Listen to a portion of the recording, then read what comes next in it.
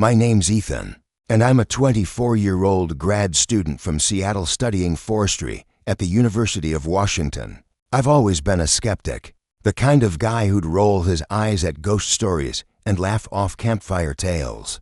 But what happened last summer in the Quinault Rain Forest changed me. I'm sharing this story for my YouTube audience because I need to make sense of it. And maybe some of you have experienced something similar. If you've ever felt like something was watching you in the woods or heard your name whispered when no one was there, drop a comment below. I'm still trying to wrap my head around this, and I swear every word I'm about to tell you is true. It started with a scream that ripped through the silence of the forest at 2 a.m. My girlfriend, Mia, her voice raw with terror, shouting my name, Ethan. I bolted upright in our tent, my heart slamming against my ribs, my breath caught in my throat. I grabbed her shoulders, expecting to find her wide awake, but she was fast asleep, her chest rising and falling like nothing had happened. The air inside the tent felt wrong thick, heavy, like it was pressing down on me. Outside, the night was dead still, no wind, no crickets, just an oppressive quiet that made my ears ring. Then I heard it, Ethan, a low, guttural whisper, slithering through the trees just beyond the faint glow of our dying campfire. It wasn't Mia's voice. It didn't sound human. We were camping deep in the Quinault Rain Forest, a remote corner of Washington's Olympic National Forest, about 3 hours from the nearest town. I'd chosen the spot because it was off the grid, a place where you could feel like the last person on Earth. The forest is ancient towering cedars draped in moss, ferns so dense they swallow the sunlight, and a damp, earthy smell that clings to everything. It's beautiful in a primal way, but there's a weight to it, like the trees are holding secrets. I'm used to the woods. I've spent years hiking and studying forests for my degree. But Quinault felt different from the start, like the silence wasn't just the absence of sound, but something alive watching. Mia, a 23-year-old graphic designer who'd rather be sketching than roughing it, only came because I promised her s'mores and a clear view of the stars. Our friend Lucas, a 25-year-old from Tacoma who claims he's seen every horror movie ever made, tagged along for the adventure. If anything spooky happens, I'll just quote The Exorcist and scare it off, he'd said, grinning. I wish it had been that simple. The Quinault area has a dark history, one I didn't think much about until later. In 1897, a logging camp near Lake Quinault vanished without a trace. 30 men loggers, cooks, foremen along with their tents, tools, and supplies, just gone. The official report blamed a landslide, but no debris, no bodies, nothing was ever found. Locals had other stories, whispered tales about the Whispering Woods, a stretch of forest where the land itself was said to take what it wanted. Some said the loggers had angered something old, something tied to the earth. I'd come across the story in a dusty archive while researching for a paper on Pacific Northwest forestry. I thought it was just folklore, the kind of thing people made up to explain the unexplainable. I mean, who believes in cursed forests in 2025? That first night, after Mia's scream, I couldn't sleep. I sat by the campfire, clutching a flashlight, scanning the trees. The whispers came again, faint but unmistakable, my name curling through the branches like smoke. Ethan. My hands shook as I gripped the flashlight tighter, telling myself it was just the wind or my imagination.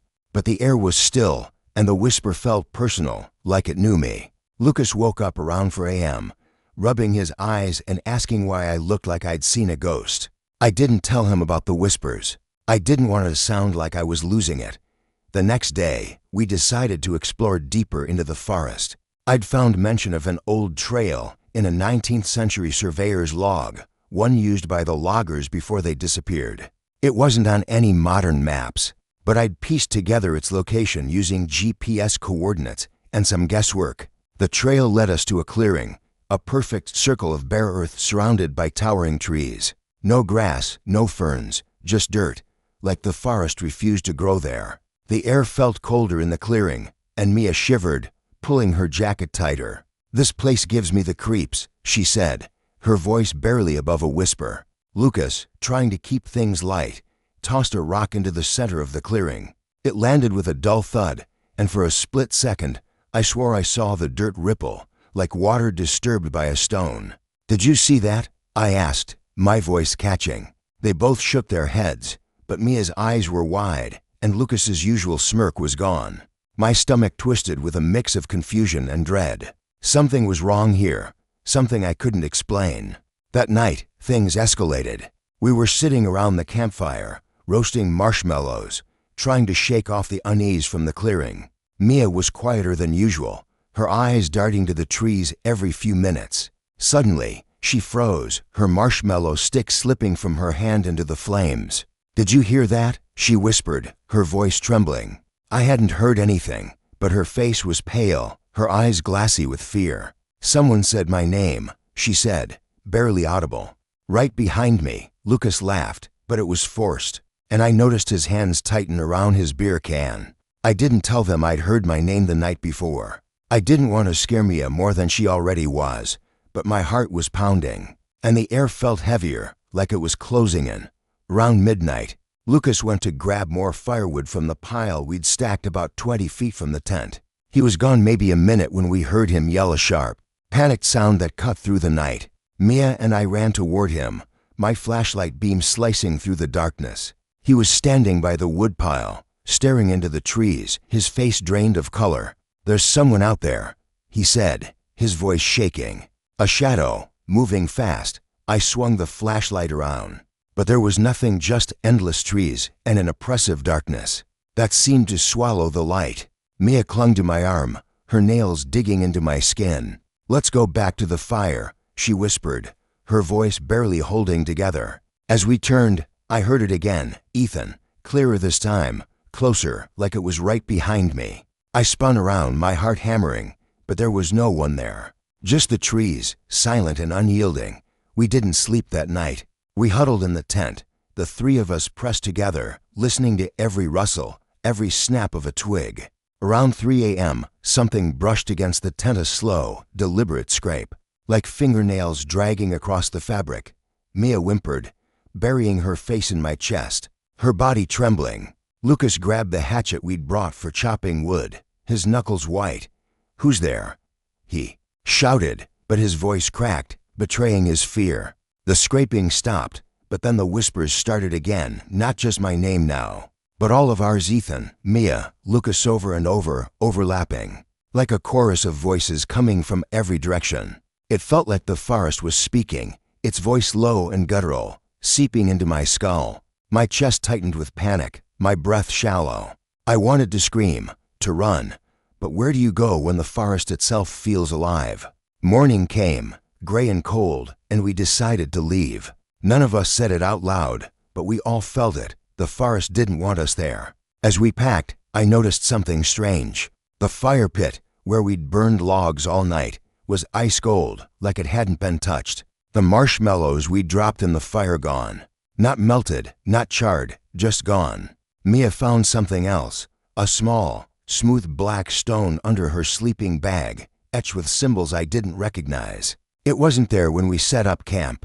"Where did this come from?" she asked, her voice trembling. I picked it up, and it felt wrong in my hand, heavy and cold, like it was pulsing faintly. I didn't know why, but I slipped it into my pocket. Maybe I was too scared to leave it behind. We hiked out, moving fast, the whispers following us. They were louder now, more insistent, like the forest was angry we were leaving. Ethan, Mia, Lucas. The names came from all directions, blending with the rustle of leaves and the creak of branches. My legs burned, my lungs ached, but I kept pushing forward, Mia and Lucas right behind me. When we finally reached the car, Mia broke down, sobbing into her hands. Lucas, usually the joker, was silent, his face gray. I drove us back to Seattle, the 3-hour trip feeling like an eternity. Every time I glanced in the rearview mirror, I half expected to see something in the backseat, a shadow, a figure, something. Back in Seattle, I couldn't shake the feeling that we'd brought something with us. The stone sat on my desk, and at night, I'd hear whispers again, faint but unmistakable. "Ethan," I'd wake up, sweating, my heart racing, convinced someone was in my apartment. Mia started having nightmares, waking up screaming about a man with no face standing over her bed. Lucas stopped answering my texts, and when I finally called him, he admitted he'd been hearing his name too, even in his dreams. He sounded different, hollow, like the forest had taken something from him, desperate for answers. I dug deeper into the Quinault disappearance. In an old journal from 1898, tucked away in the university library's special collections, I found a mention of Samuel Crow, the logging camp's foreman. He'd been obsessed with the forest, writing about voices in the trees and a black stone he'd found in a clearing. He believed it was a gift from the forest, a way to commune with something ancient. The last entry, dated the night before the camp vanished, was scrawled in frantic handwriting. "The whispers know my name. They want me to stay." My blood ran cold. The stone on my desk matched his description perfectly. I started to piece it together. The clearing, the stone, the whispers, they were all connected to the 1897 disappearance. The loggers hadn't been taken by a landslide. They'd been claimed by something older, something tied to the land. The stone was the key, a cursed object that marked us, just like it had marked Crow and his men. I wanted to destroy it, but every time I picked it up, the whispers grew louder, more demanding. "Ethan, stay." I couldn't bring myself to throw it away. It felt like it had a hold on me, like it wanted to be kept. I finally confided in Mia and Lucas. We met at a coffee shop, all of us looking like we hadn't slept in weeks. Mia admitted she'd seen the shadow figure again, standing at the edge of her apartment's parking lot. Lucas said he'd found scratches on his door, like something had tried to get in. We decided to go back to Quinault, to the clearing, to return the stone. It was a crazy plan, but we couldn't live like this hunted. Our names whispered in the dark. The drive back was tense, the forest looming larger than I remembered. When we reached the clearing, the air was colder, the silence heavier. I placed the stone in the center of the bare earth, my hands shaking. For a moment, nothing happened. Then the ground rippled again, more violently this time, and the whispers erupted. A deafening chorus of our names. Mia screamed, Lucas grabbed the hatchet, and I stumbled back as a shadow rose from the dirt, not a figure, but a mass, shapeless and dark, its edges blurring into the trees. It didn't have a face, but I felt it watching me, its presence crushing. "Stay," the whispers roared, and I felt a pull, like the forest was trying to swallow me whole. I don't know how we got out.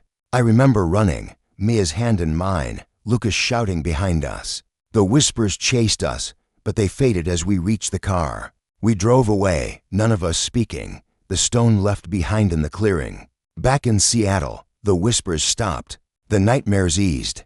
Lucas started answering my texts again, though he's never been the same. Mia and I are still together, but we don't talk about Quinault.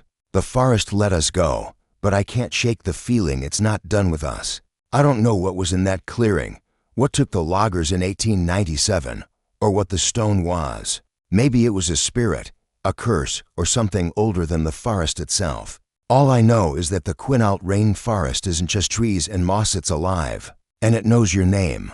If you've ever been to a place that felt wrong, where the air was too heavy and the shadows moved when they shouldn't, let me know in the comments. I need to know I'm not alone in this.